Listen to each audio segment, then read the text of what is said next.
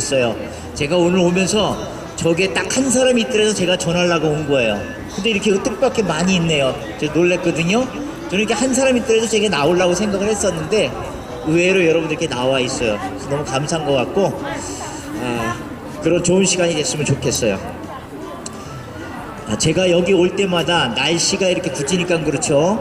날씨가 굳지 않을 때는 제가 오게 되면 여기서 이렇게 막 저렇게 다니면서 춤을 추시는 분도 있고 여기서 뭐 제기를 차게 하면서 같이 운동도 하시는 분도 있고 그 다음에 또 이렇게 둘러 앉아가지고 무슨 게임도 하고 있고 막 이러시더라고요. 그래서 그 게임이 뭔가 이렇게 보면 뭐 마작도 하기도 하고 뭐 카드놀이도 하고 뭐 이런 것들이 이제 게임 문화에 익숙해지다 보니까 자연스럽게 이렇게 놀이 문화가 됐던 것 같아요. 우리나라에도 뭐 명절이 되면 다가오지 않습니까? 뭐 화투도 하고 그다음에 카드도 하고 그래요, 사실. 그래서 좋은 어떤 그런 것들이 우리가 흥겹게 놀 수 있는 문화가 아닌가 이렇게 싶어요. 근데 여러분들 그런 좋은 문화가 70년 전에 여러분들이 태어나기 전에 80년 전에 그때는 도박이었어요.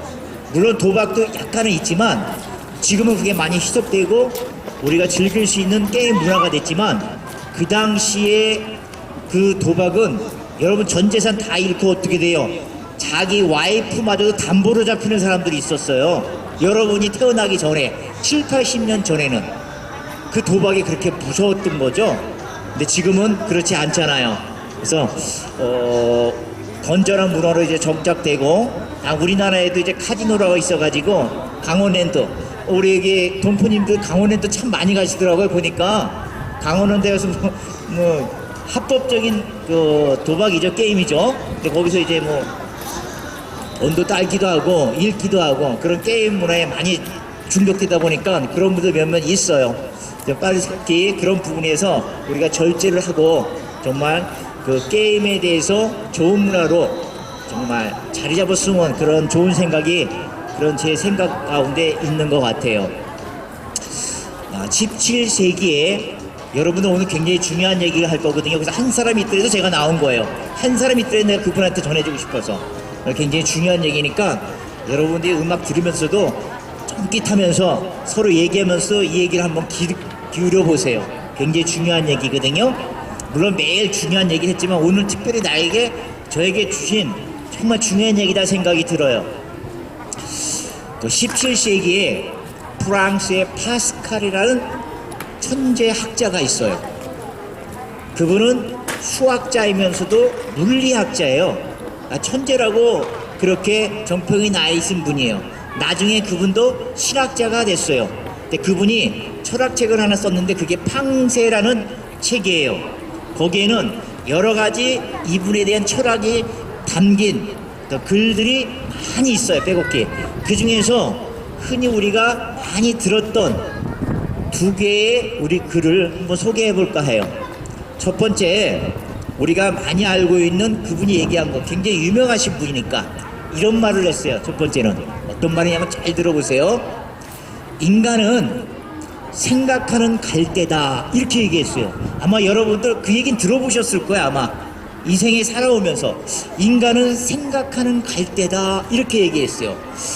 그러면 그 뜻이 무엇인가? 그 사람에 대한 철학적인 개념에는 굉장히 놀라운 것들이 뜻이 담겨 있더라고요. 인간은 생각하는 갈대다, 알 것 같으면서도 또 이해가 안 가는 그 단어예요.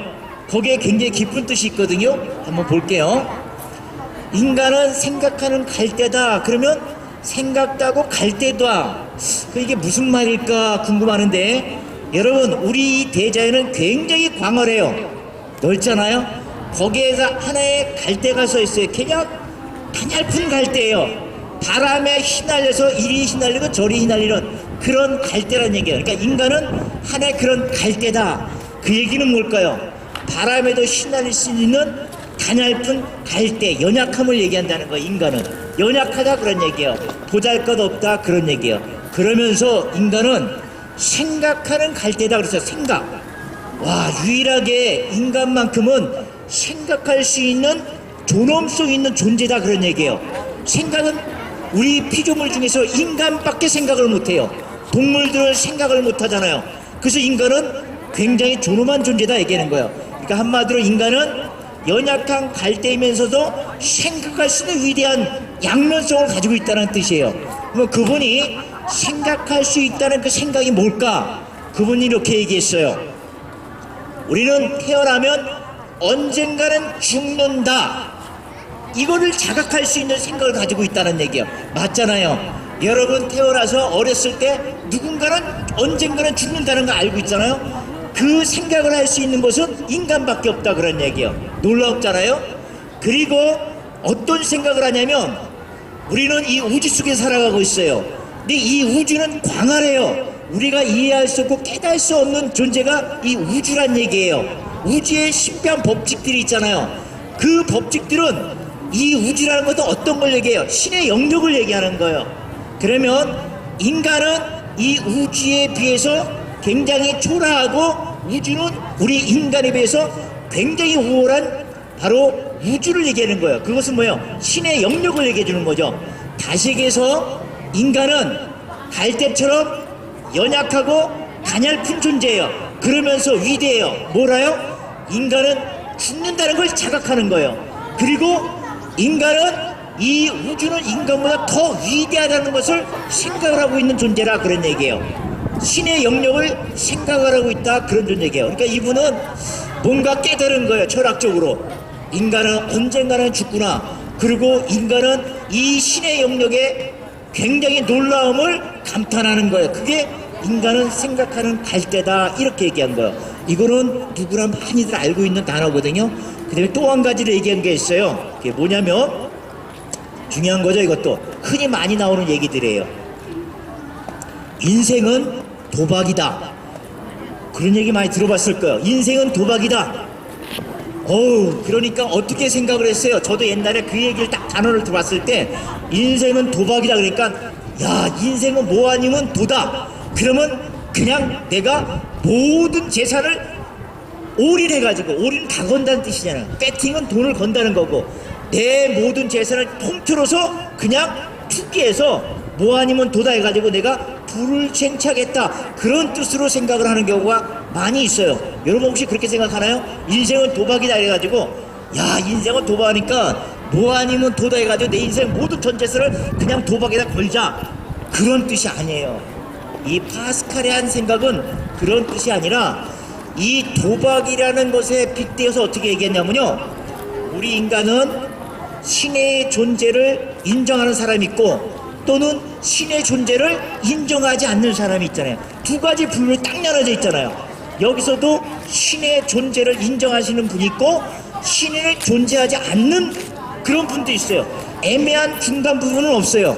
애매한 저는 있기도 하고 없기도 하고 그 사람한테 물어보잖아요. 그래도 하나를 결정한다면 결정을 해요. 있다 없다. 자 이것을 바로 파스칼은 뭐라면 인생은 도박이다. 이게 뭐냐면 내 도박처럼 빗대어서 내가 인생을 신이 있다고 생각하는 걸 도박을 거는 거예요. 배팅을 하는 거예요. 그러니까 신이 있다고 해서 나는 신이 얘기하신 대로 정의와 공의와 사랑과 나눔을 베풀면서 내가 살겠다. 거기에 올인하겠다. 이런 사람을 얘기하는 거예요. 그에 또 신을 부정하는 사람은 어떻게 돼요? 내 인생은 신이 없으니까 내게 주어진 삶은 값진 삶이야. 그러니까 내가 언젠가는 죽지만 이 주어진 시간에 내가 즐기고 그리고 마음껏 누리자. 이렇게 사는 무리란 얘기예요. 그래서 인생은 도박이다. 그거는 내가 신의 존재를 인정하면서 믿음대로 살아갈 것이냐 또는 인생을 바로 신이 없다고 해서 거기다가 올인해서 다 투자해서 바로 내 삶을 위해서 살아가는 존재다. 그런 뜻이에요. 인간은. 자 근데 여러분들 생각을 해보세요. 여기 둘 중에 하나지 않습니까? 오늘 중요한 거예요. 이 파스칼은 수학자면서 물리학자예요. 신학자가 되기 전에 수학자고 물리학자거든요. 그러면 이분은 어떻게 돼요? 모든 게 계산적이에요. 확률적이에요. 모든 걸 판단하는 게. 그래서 이분을 가만히 생각한 거예요. 철학적으로 공부를 하다 보니까 신이 있을까 없을까 내 인생을 어디다 투자하고 살아갈까 고민하면 수학적으로 계산을 한 거예요. 확률을 따져본 거예요. 이분이. 왜? 수학자하고 물리학자니까. 그래서 이분이 여러분도 한번 생각을 해보세요. 이분이 수학적으로 어떻게 계산해서 신이 있다 없다를 결정했는지 여러분도 그렇게 한번 판단해 보세요. 이분은 수학자였으니까 이렇게 판단해 본 거예요. 확률적으로 따져본 거예요. 신이 있다 없다를. 여러분 이게 너무 중요한 거예요. 우리는 막에 신이 없어 안 보이니까 이러지 말고 신이 있어 이러지 말고 한번 수학적으로 그것을 계산해 보자 그런 얘기예요. 이분은 이렇게 생각한 거예요. 한쪽 분은 신이 없다 그렇게 주장하는 사람이 있고 한 분은 신이 있다 이렇게 주장하는 분이 있잖아요. 그러면 내가 둘 중에 하나를 선택해 살아가야 되잖아요. 뭐 아니면 돈이니까 어딘가 투자를 해야 되지 않습니까? 중간은 없어요. 중간은 물어보면 하나만 결정해라 그러면 둘 중에 하나를 선택을 하게 돼 있더라고요. 보면 그러면 이분은 어떻게 생각을 하냐면요, 신이 없다 이렇게 생각한 거예요. 그러면 언젠가 우리는 죽잖아요. 죽었을 때 정말 신이 없는지는 어떻게 알아요? 딱 죽었는데 보니까 오 진짜 신이 없네. 신이 없다고 한 사람이 오 신이 없네. 야 내가 이 세상 살면서 즐겁게 여한심 놀았는데 후회는 없다. 근데 안타까워. 신이 없고 그리고 즐겁게 살았지만 나의 상태는 어떻게 돼요? 의식이 없는 상태. 죽었으니까 육신은 썩었어요. 정신은 남아있는 거예요. 그게 무의식이라는 얘기예요. 그냥 무의식 상태로 그냥 존재하는 거예요. 좋은 것도 없고 슬픈 것도 없는 거예요. 근데 그렇게 살았는데 딱 죽어서 보니까 오 진짜 신이 있어. 그러면 어떻게 이분 어떻게 되는 거예요? 유한한 인생 100년인데 이 사람은 지옥으로 떨어져 버리는 거예요. 인생 100년 동안 즐겁게 지냈는데 진짜 신이 있었던 거예요. 그 죽음은 지옥인데 어디가 평생도록 지옥에 사는 거예요. 구더기도 죽지 않는 거예요. 거기는 왜? 굉장히 뜨거운데 지옥을 간 사람 우리 외할머니가 있어요. 그분의 말 들어보니까 지옥이 어떻게 생겼냐고 물어보니까 봤어요. 2번을 봤는데 지옥은 있죠. 굉장히 뜨거운 불 같은 게 있대요. 여러 가지가 있는데 근데 거기에 사람이 빠졌는데 죽지 않는 데가 막 녹는 거죠. 그냥 막 얼굴이. 그러면서 죽으려고 그럴 때 다시 살아나더래. 그리고 또 고통 때문에 죽으려고 그럴 때 다시 살아. 그러니까 영원히 그렇게 사는 거야. 그러니까 만약에 신이 없다고 존재를 그렇게 부정하게 사람이 마지막 때 죽어서 보니까 신이 없어. 그러면 다행이야. 그냥 다행인데도 그냥 무의식으로 살아가는 거야. 좋고 나쁜 것도 없어. 근데 정말 신이 있네? 그럼 난 지옥으로 떨어지는 거야. 일생 동안 100년 동안 신차게 살았지만 평생 동안 그 고통 중에 살아가는 거야. 오 신이 없다고 생각해보니까 그렇게 돼. 그러면 여러분들 만약에 신이 있다고 생각하는 사람들은 어떻게 생각하나 보자 그런 얘기예요. 딱 이분도 죽었어요. 딱 죽어서 딱 보니까 오 신이 없어. 난 신이 있는 줄 알고 믿고 살았는데 그러면 이 사람은 어떻게 돼요? 신이 없으니까 지옥은 가지 않잖아요. 그냥 무의식으로 살아가는 거예요. 그죠? 무의식 상태로 가는 거예요. 근데 이분이 딱 보니까 오 진짜 신이 있어. 그러면 이분은 어디로 가는 거예요? 천국으로 가는 거예요. 그죠? 그러면 여러분들이 확률적으로 보세요. 신이 없다고 하는 사람은 이겼어. 배팅에서 이겼다는 거야. 신이 없다고 주장하고 내 마음대로 살았어. 이겼는데 그냥 무의식으로 사는 거야. 아무 의미 없이 이겼는데 의미 없이 사는데 신이 있다고 한 사람은 실패했어도 그냥 무의식이야.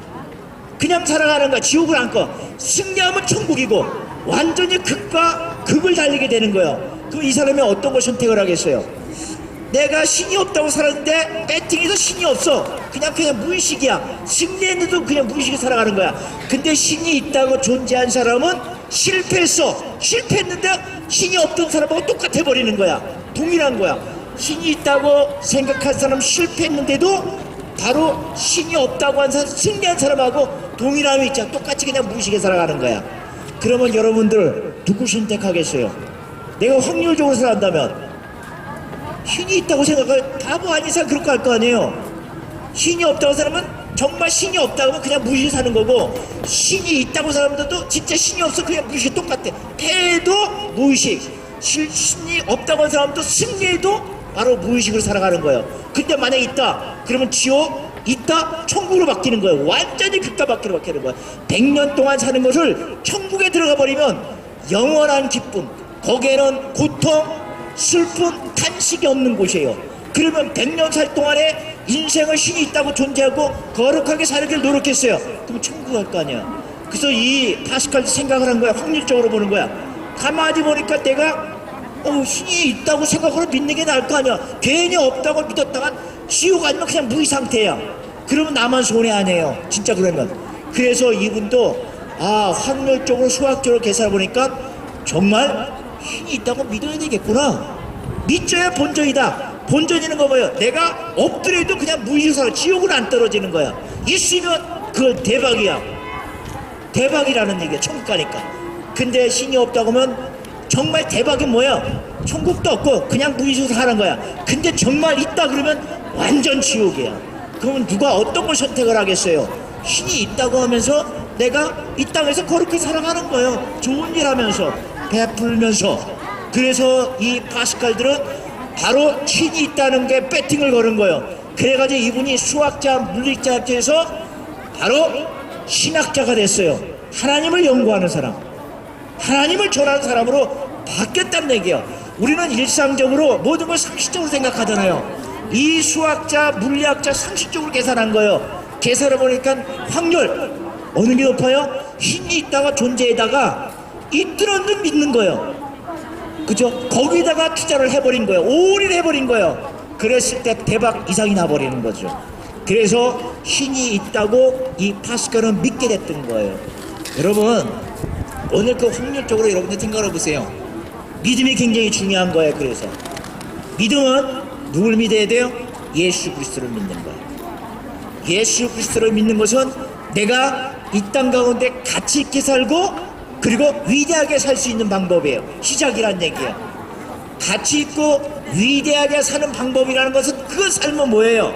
바로 내 삶을 예수 그리스도께 하나님께 완전히 올인해서 배팅하며 사는 게 위대하게 사는 거예요. 이게 가치 있게 살아간다 그런 얘기예요.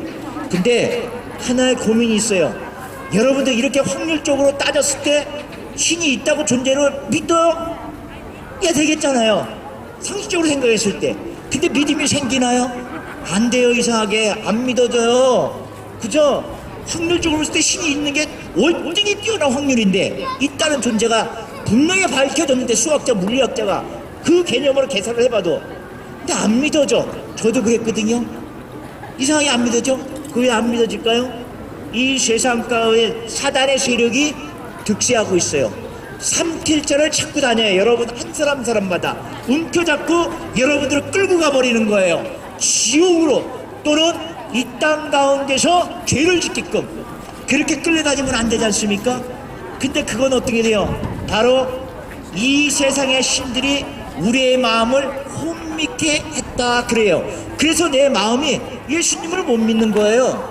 하나님을 못 믿는 거예요. 확률적으로 신이 있다고 존재에 배팅을 걸어야 되는데 알면서도 하나님을 못 믿는 거예요. 왜? 내 자신이 그만큼 연약한 거예요. 사단의 세력이 내 마음을 혼미케 해요. 내 생각을 완전히 이 내 마음을 깨닫지 못하게끔 암흑으로 만들어놓은 거예요. 확률이 있으면서 못 믿는 거예요. 그래서 예수님이 하나님이 이 땅에 하고자 하는 게 뭐냐면 우리의 외적인 삶을 변화시키는 거 아니에요. 처음에는 목적이 우리 마음이 굉장히 중요한 거기 때문에 우리 마음이 예수님을 못 믿으니까.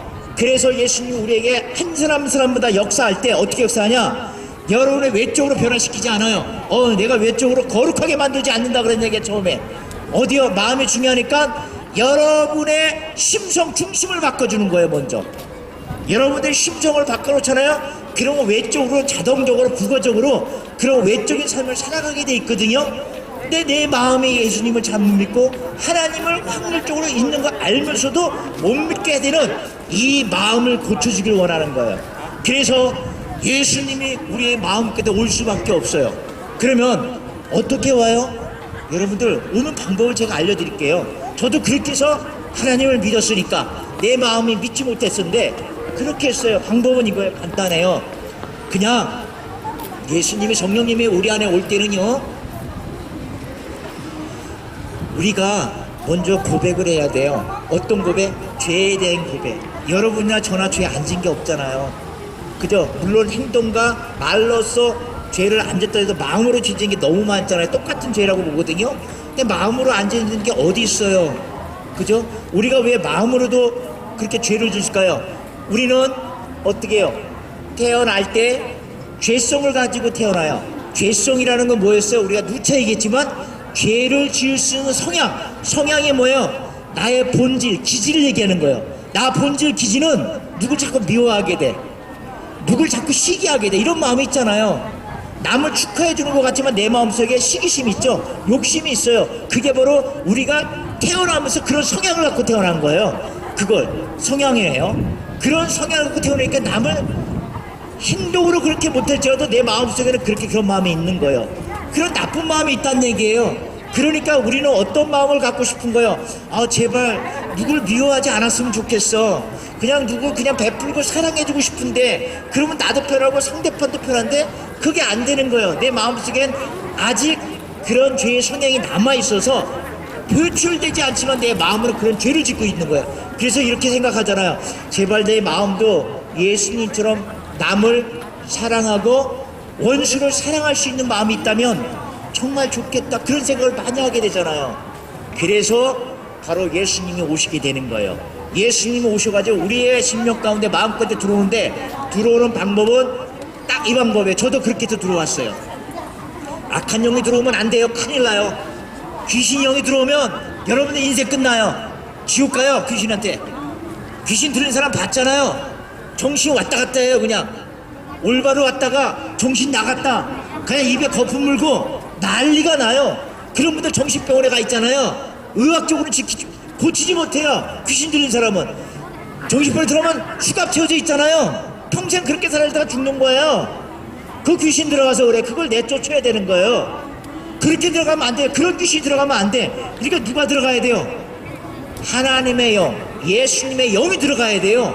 그분이 들어가면 우리는 그분이 갖고 있는 사랑, 원수까지도 사랑할 수 있는 그런 성향을 갖고 들어오는 거예요.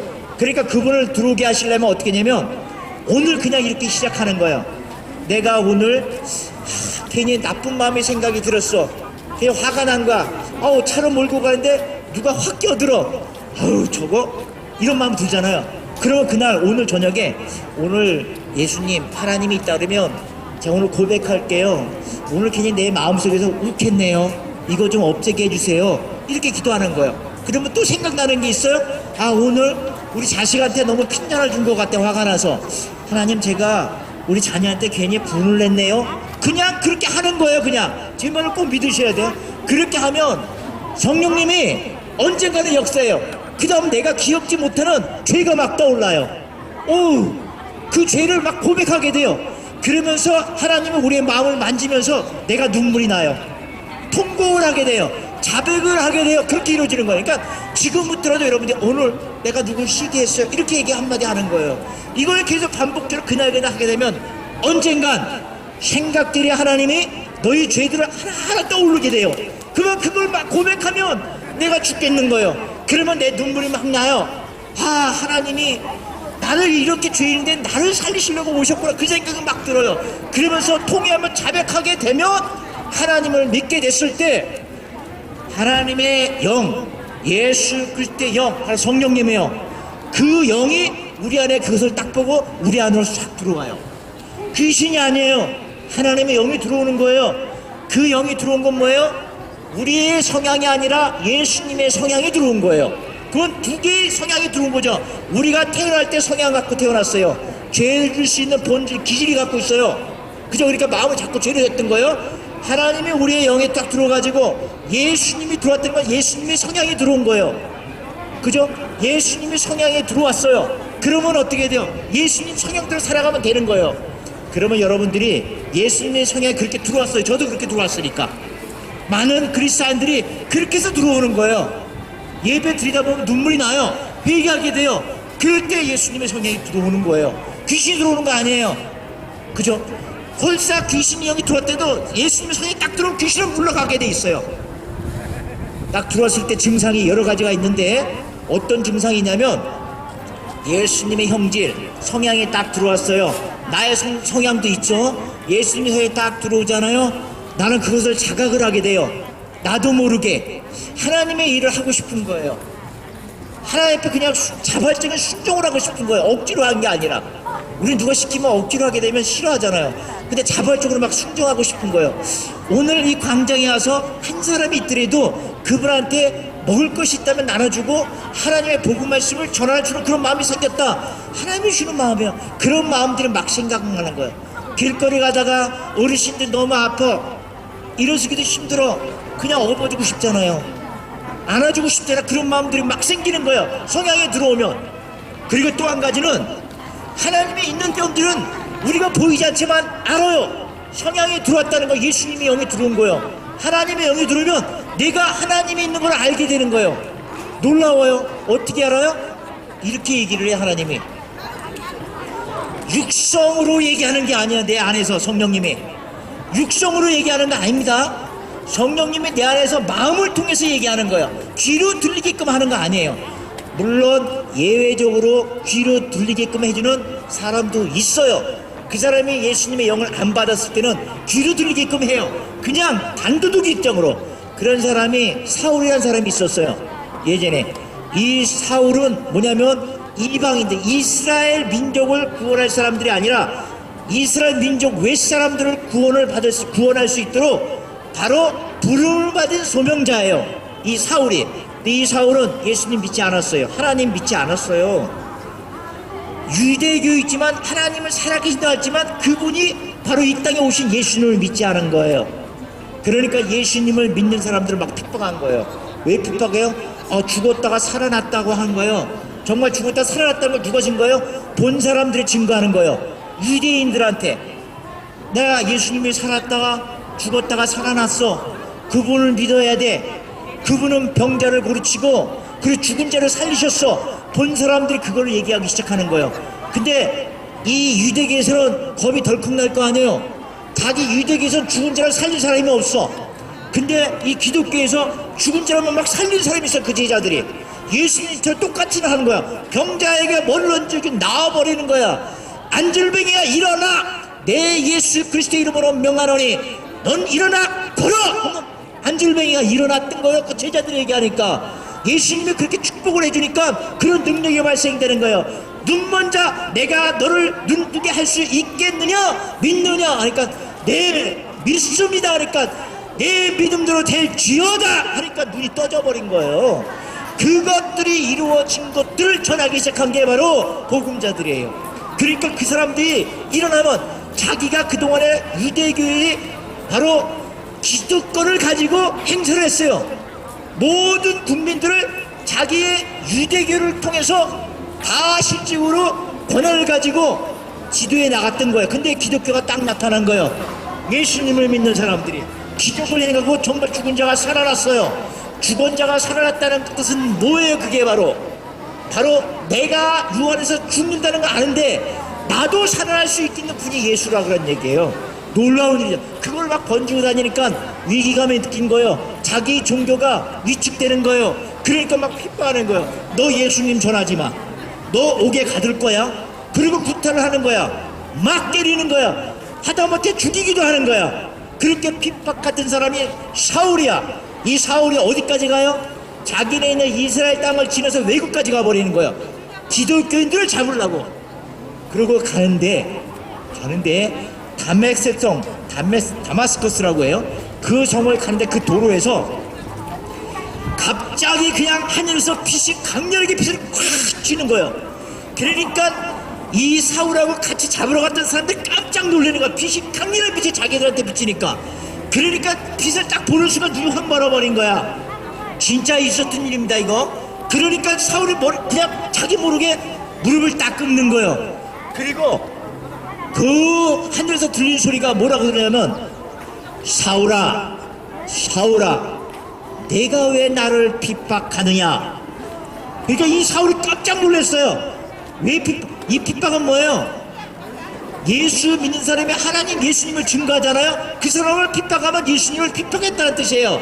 내가 여러분들의 사람들, 여러분의 한 사람 고아 과부들을 도와주잖아, 사랑했잖아요. 그건 예수님을 사랑한 거예요. 그러니까 이분은 실질적으로 복음자들을 핍박하고 죽이는 거예요. 그러니까 예수님이 사울아 내가 왜 나를 핍박하느냐. 그러니까 깜짝 놀래가지고 돌아볼 수는 없어요. 눈이 멀었으니까. 강렬한 빛을 찌니까. 주위에 있는 사람은 뭔가 소리는 들려. 근데 보니까 아무것도 안 보여. 근데 뭔가 들리는 것 같으니까 얼었어. 근데 사울은 물을 탁 끓는 거야. 누구십니까? 깜짝 놀랐으니까 그때 하늘에서 무슨 소리가 들리냐면 내가 핍박하는 예수다, 이렇게 얘기하는 거예요.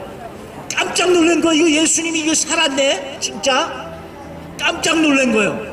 그리고 바로 이 예수님이 이 사울을 이름을 바울로 바꿔줘요. 이방인의 전도자로 세우는 거예요. 그 사람에 의해서 주도적으로 여러분이 중국 땅, 한국 땅, 유럽 땅에 예수님을 증거하게 된 거예요. 그분을 통해서. 그분은 어떻게 해요? 육성으로 얘기했어요. 왜? 성령님 그 안에 들어오지 못했으니까 할 수 없이 말씀으로 하늘에서 크게 들리게끔 쩌렁쩌렁하게 사울아 사울아 너는 왜 나를 핍박하느냐, 누구시오니까 너는 바로 나를 핍박하는 예수다, 이렇게 깜짝 놀란 거예요. 그렇게 들려요. 그렇게 들리지만 이제는 그렇게 들릴 사람 별로 없어. 왜? 예수 그리스도의 영이 우리 안에 들어왔잖아요. 하나님이 들어온 거예요. 거기에 예수가 들어온 거예요. 영이 들어온 거예요. 우리의 육체 가운데 영이, 우리 마음 가운데 영이 들어와서 그렇게 얘기를 하는 거예요. 그 영이 하나님의 말씀을 얘기하는 거, 음성이 들리는 거예요. 그러면 그 음성은 특별하게 육성으로 들리는 경우는 드물게 있지만 마음속으로 어디로 들어와요? 우리 마음께는 예수님을 믿잖아요. 통찰력이라는 게 생겨요. 통찰력. 이 통찰력이 뭐예요? 사물과 현상을 통찰할 수 있는 능력을 얘기하는 거예요. 통찰이라는 게 뭐예요? 꿰뚫어 보는 거예요. 보이지 않는 걸 꿰뚫어 볼 수 있는 능력이에요. 그러니까 우리의 그런 통찰력이 생기는 거예요. 통찰력이 생기니까 말씀이 딱 누가 얘기를 해요. 마음속에서 이게 사단이 얘기한 건지 하나님이 얘기한 건지 분별이 가는 거예요. 통찰력은 판단할 수 있는 능력에 꿰뚫어 보는 거. 그러니까 말씀을 하면 하나님의 말씀한 걸 듣게 되는 거예요. 깨닫게 되는 거예요.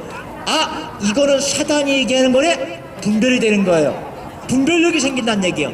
그래서 성령님은 우리 안에서 우리의 통찰력을 통해서 얘기를 하는 거예요. 그럼 우리 통찰력은 판단하는 거예요. 그래가지고 아, 주님 말씀하셨군요, 그걸 깨닫는 거예요. 하나님이 그렇게 얘기하시는 게 간혹 있어요. 저에게도 그럴 때가 있어요. 이거 통찰력이 약간은 있는 거예요. 저한테도 깨닫는 그 지혜가 있더라고요. 그러면서 그 통찰력으로 얘기를 하면서도 어떻게 우리를 인도해 가냐면 우리 안에서 예수님이, 하나님이 들어오셔가지고 말씀으로 인도하셔요. 말씀으로. 성경에는 예수님이 이렇게 얘기했어요.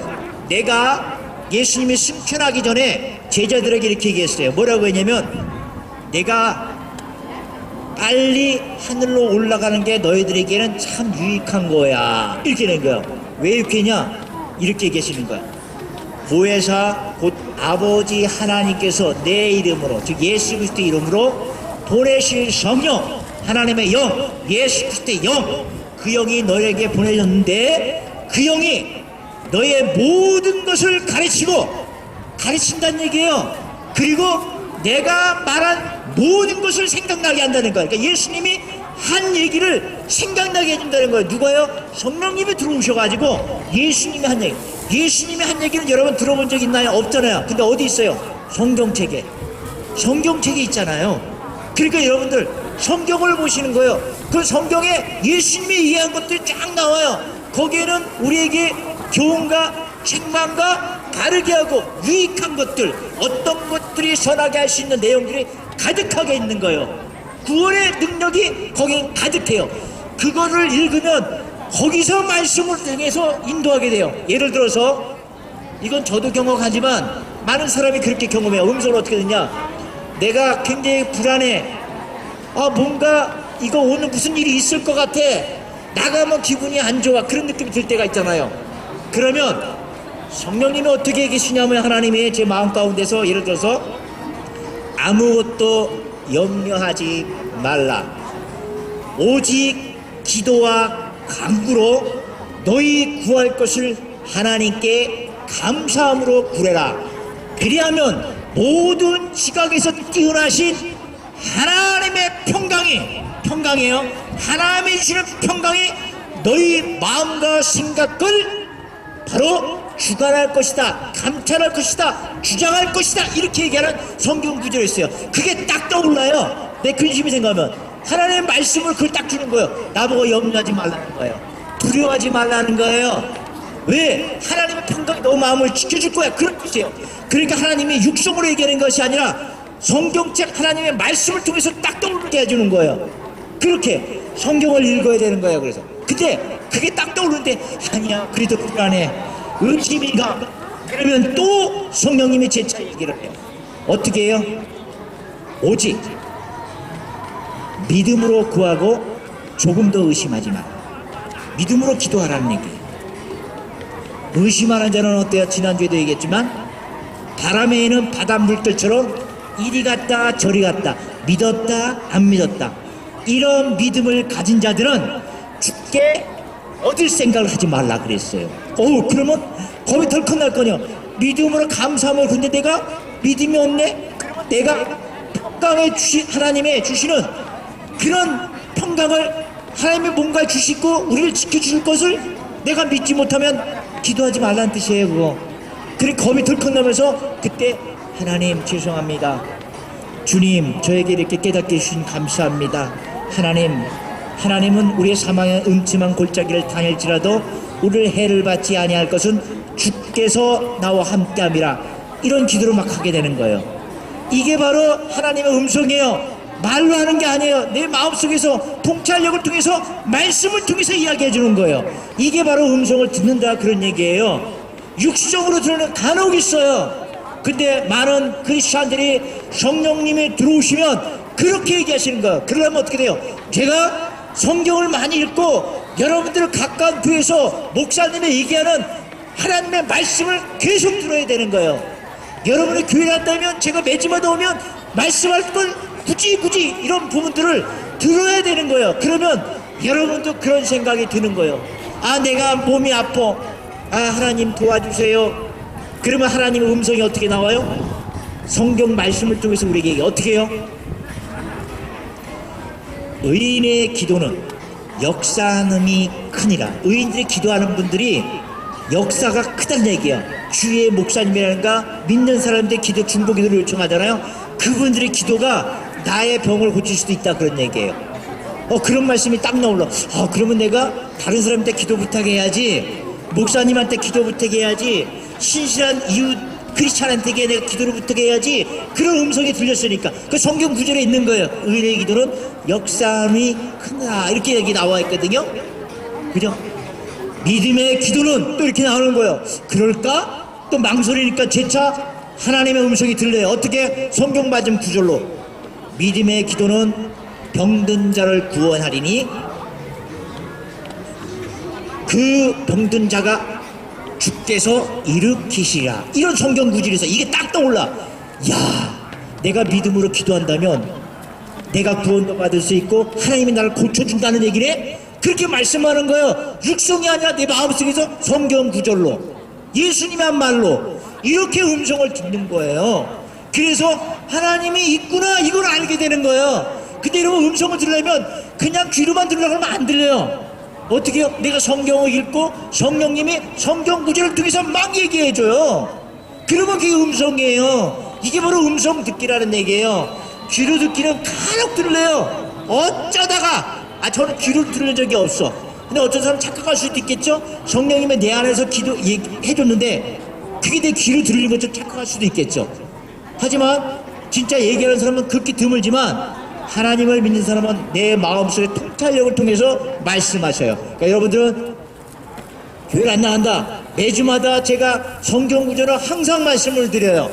그러면 여러분들 그것을 들으면서 이게 예수님이 한 거구나, 이런 말씀을 기억하죠? 그러면 여러분들 위급할 때 기도하면 제가 한 말이라든가 성경에 있는 말 또는 목사님 한 얘기들이 딱딱 떠올라요. 성경책 교회 가서 하나 꼭 받으세요. 받으셔가지고 보시는 거예요. 그러면 하나님이 말씀을 하기 시작해요. 그죠? 이게 놀라운 역사예요. 자, 그러면 우리가 그렇게 놀라운 역사를 통해서 그런 체험을 하잖아요. 근데 여기서만 머무르면 안 돼요. 우리는 그 믿음의 진보가 있어야 되잖아요. 다음 단계를 넘어. 이것도 너무 중요하거든요. 우리가 고민하고 있는 거예요. 그리스도인들이 고민하고 있죠. 또 안 믿는 사람도 예수님의 성향을 갖고 그렇게 살아가길 원하는데 그렇게 안 되잖아. 비법은 여기 있는 거예요. 오늘 어떤 비법이에요? 그 다음 단계, 우리는 태어날 때 생물학적 방식으로, 자연적 방식으로 태어났어요. 그러니까 어떻게, 내 성향은 죄를 지을 수 있는 성향, 본질, 기질을 갖고 태어났어요. 그러니까 마음으로 죄 짓는 게 너무 많잖아요. 그러니까 이 태어났는데 여러분들 성품이라는 거 있어요. 성품하고 성향은 차이점은 어떻게? 성향은 본질, 기질이에요. 태어날 때. 근데 성품은 어떻게 되는 거예요? 내가 완전히 성질 됨됨이를 얘기하는 게 성품이에요. 그러니까 어떤 한 사람의 판단 기준이 되는 게 성형이 아니라 성품이란 얘기예요. 이 성품을 어떻게 만들어줘요? 타고날 때, 태어날 때 성향을 갖고 태어나요. 본질을, 기질을. 이 본질을 가지고 통해서 내가 외부에 생활하면서 접촉하면서 성품이 만들어지는 거예요. 이런 단계를 거치는 거예요. 외부와 접촉을 통해서, 외부 사람, 외부 환경을 통해서 성품이 만들어지는 거예요. 근데 우리의 성품은 어떻게, 태어날 때 성향이 어떻게, 죄를 짓는 성향의 죄성이에요. 그러니까 내 성품은 어떻게 해요? 자꾸 죄를 질 수 있는 마음이 생기니까, 죄의 성품은 보기에는 교육도 받았고 훈련도 받았으니까 어때요? 보기에는 반듯하게 도덕적으로 살아가지만 내 마음속으로 어떻게 해요? 죄를 짓고 있는 거예요. 그 마음은, 내 성품은 아직 변하지 않은 거예요. 그래서 여러분 볼 때 이 성품은, 이분의 인격이 잘 됐다, 괜찮다는 게 성품이 괜찮다는 거예요. 그러면 우리의 성품은 그래 못된 부분인데 예수님이 우리 영에 안에 들어왔어요. 근데도 예수님을 믿었는데 내 성품은 아직도 남을 사랑하지 못해, 남을 비난해, 정죄해. 왜 그럴까 이거예요. 왜 그러냐고요?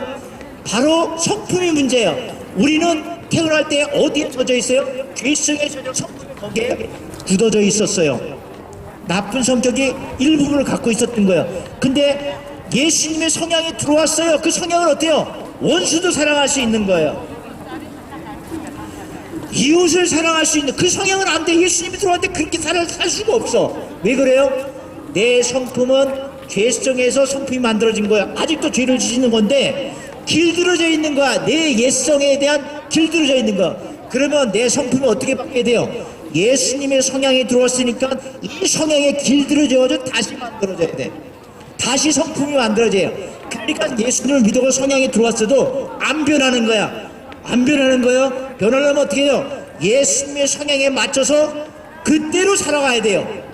여러분, 의학적으로 이런 보고가 있어요. 옛날부터 의학적으로 정신과에서 보고된 거예요. 제가 하는 얘기가 전 의학적으로 의학 박사들은 다 알고 있어요. 어떤 거냐면요, 내가 어떤 일을 반복하는 일이 있잖아요. 그 반복을 하게 되면 뇌를 변화시킬 수 있다. 이게 처음 들어보나요? 있어요, 진짜. 내가 어떤 일을 반복하더라도 뇌 자체를 재구조화시킬 수 있어요. 의학적으로 이렇게 발표가 돼 있어요.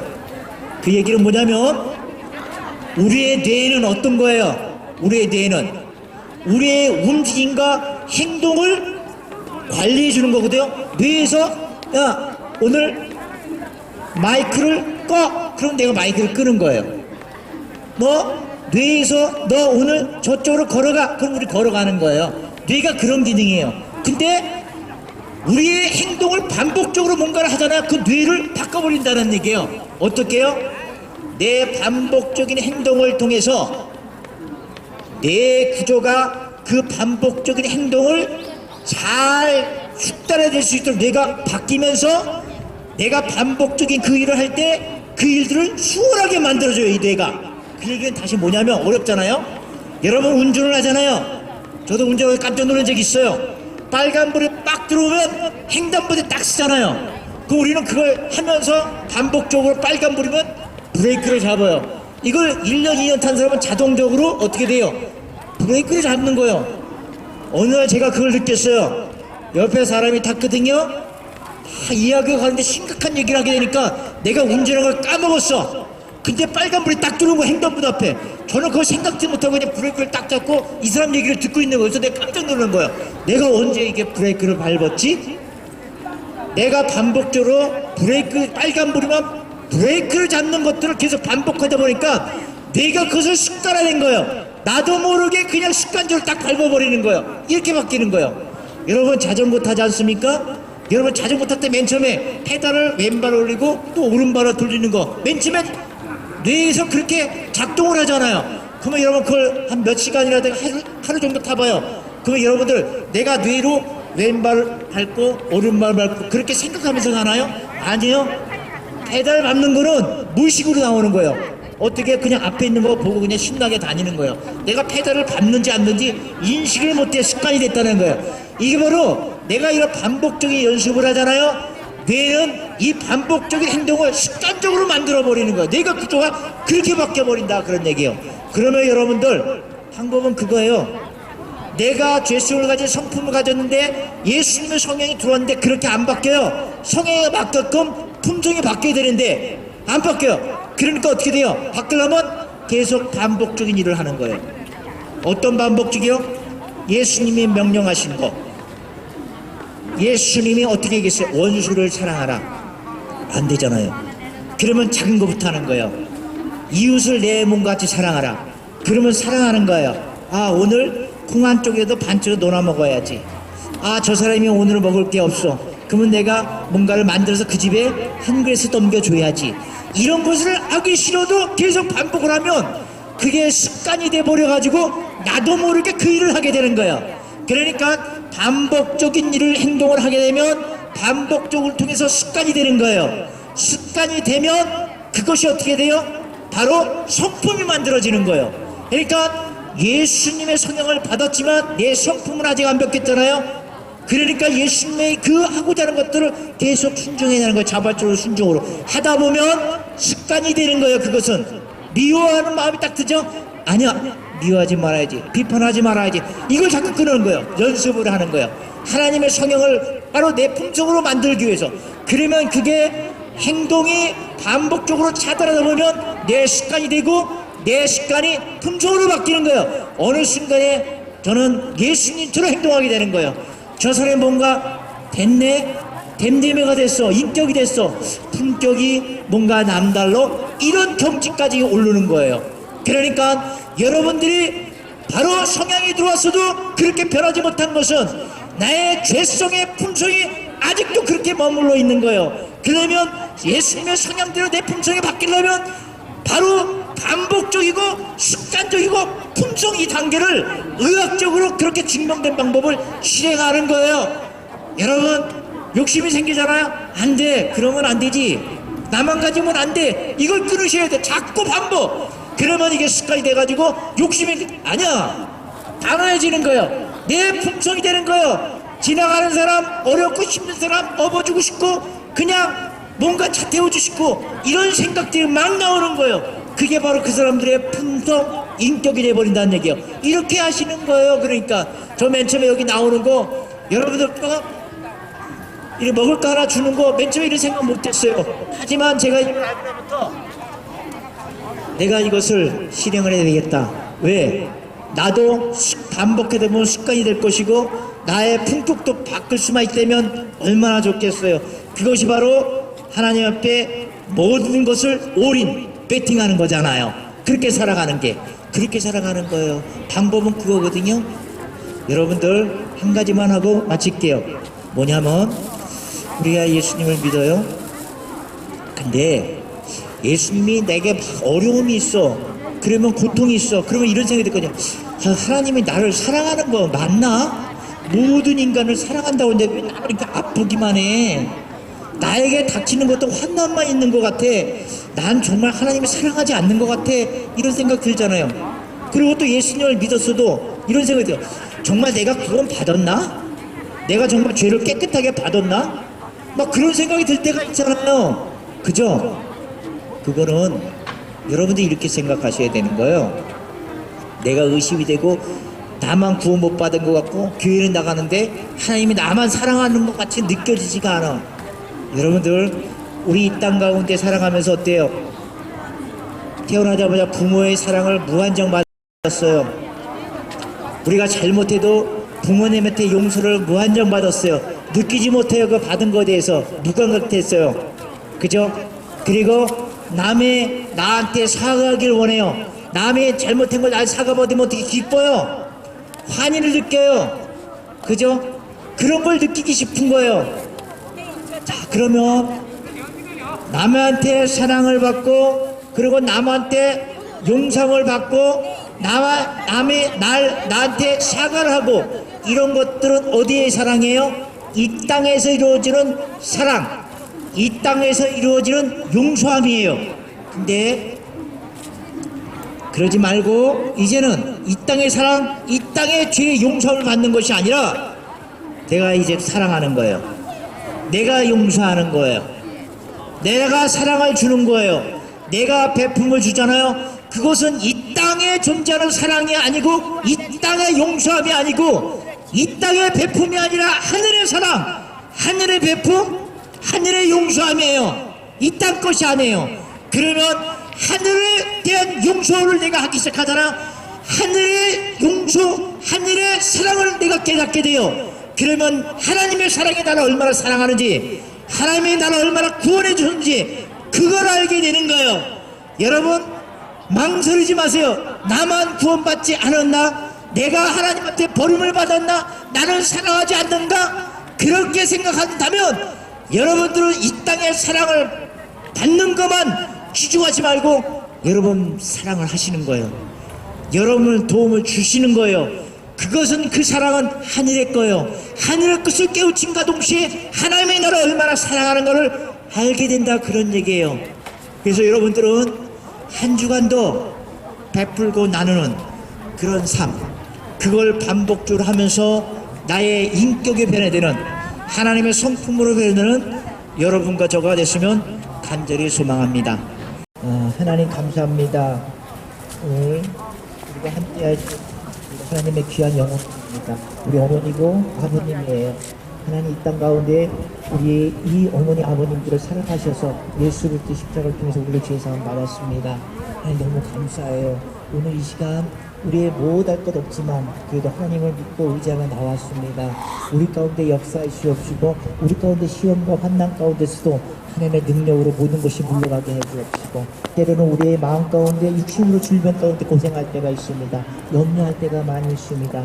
하나님 용서해 주옵시고 어둠에서 이렇게 떠나갈 수 있도록 하나님 성령님 임하여 주옵소서. 오늘 나사렛 예수 그리스도의 이름으로 명하노니 더럽고 추악한 모든 질병들은 너를 저주하노라. 너의 모든 질병들, 바로 디스크형, 우울증의 형, 관절의 형, 두렵게 하는 형, 이전의 형, 예수의 피, 성령의 능력으로 너를 구박하고 너를 결박하노라. 예수 그리스도 이름으로 명하니 당장 떠나갈지어다. 하나님 축복해 주시니 감사합니다. 여러분 아멘 소리가 굉장히 중요한 거거든요. 아멘 소리 뭐냐면요, 그 뜻대로 이루어 주세요, 이런 뜻이에요. 그러니까 우리가 기도 못하죠. 누가 기도해 주잖아요. 바로 아멘 하면 내가 기도한 거 되는 거예요. 그 뜻이에요. 그죠? 그래서 여러분들 몰라도 그냥 제가 기도해 주면 축복 기도거든요. 그러면 그냥 아멘 하면 여러분이 기도한 게 되는 거예요. 아멘 그 뜻대로 이루어 주십시오, 그런 뜻이에요. 글쎄요. 너무 감사해요.